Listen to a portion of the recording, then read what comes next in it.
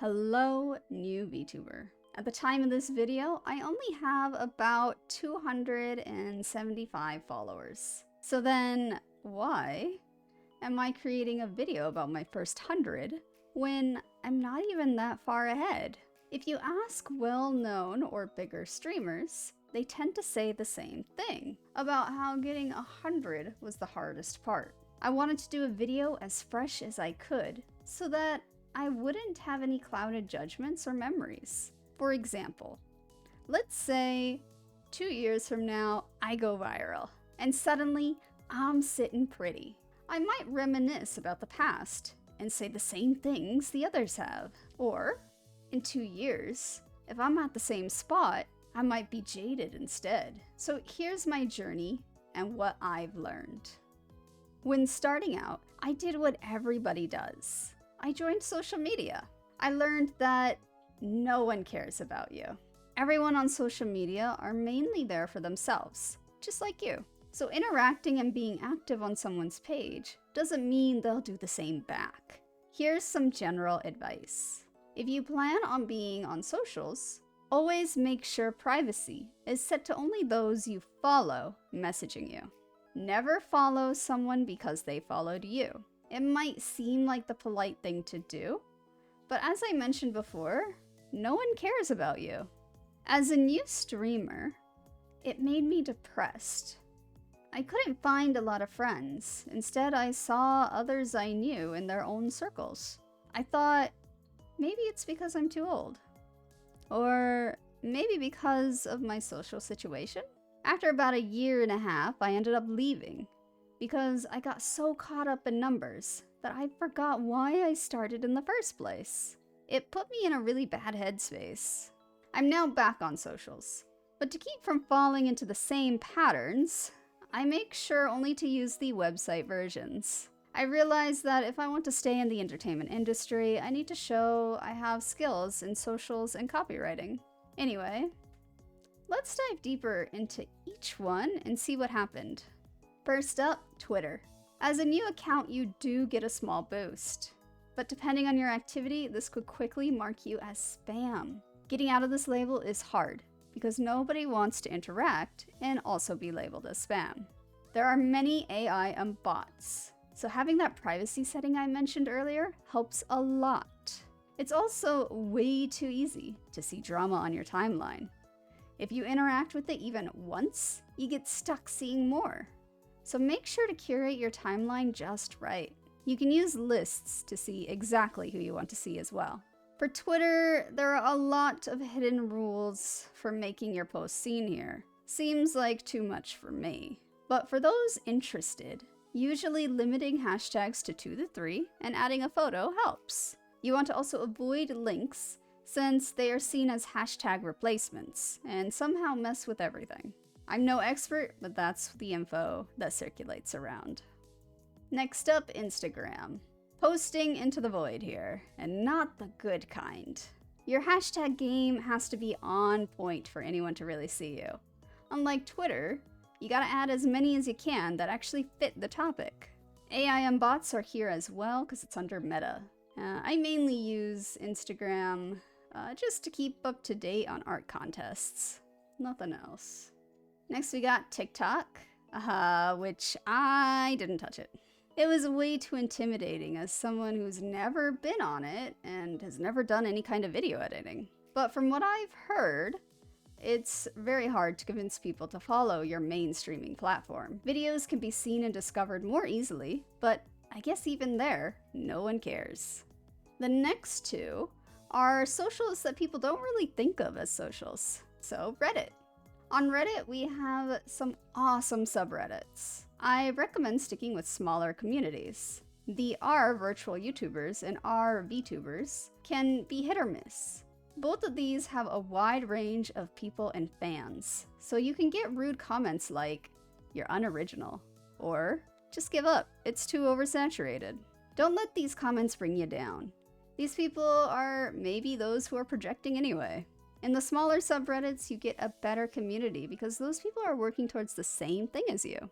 The second one is Discord. This one's a big one. So just like Reddit, you have communities here as well. But something I found common was that literally every VTuber I ran into had their own Discord community, most of which were dead. This is a hill I will die on. Not everyone needs their own server. Before I became a VTuber, I was active in manga communities.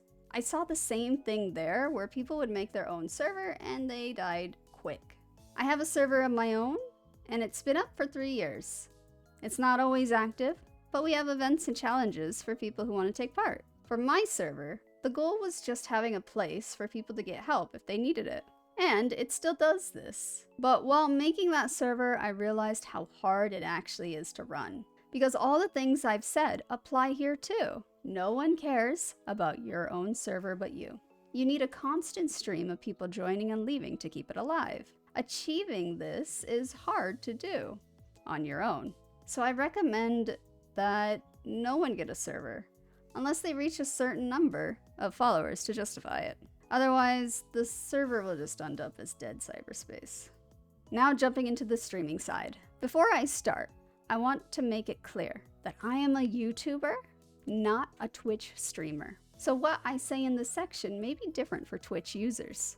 On YouTube, to be partner, you need to unlock 2 tiers. The first is having 500 followers and 300 watch hours. The second is 1,000 followers and 4,000 watch hours. These watch hours do not include shorts, because they have their own category for those aiming to be a shorts channel. This makes it seem like a numbers game, but I've learned that it's more about the watch hours. Once monetized, this becomes the focus. So it's better to build a community before trying to gain followers. You want people who are there for you. So then, how do you gain followers? I don't know. I mean, how could I? I only have 275. But here's what people say, and again, what I've discovered.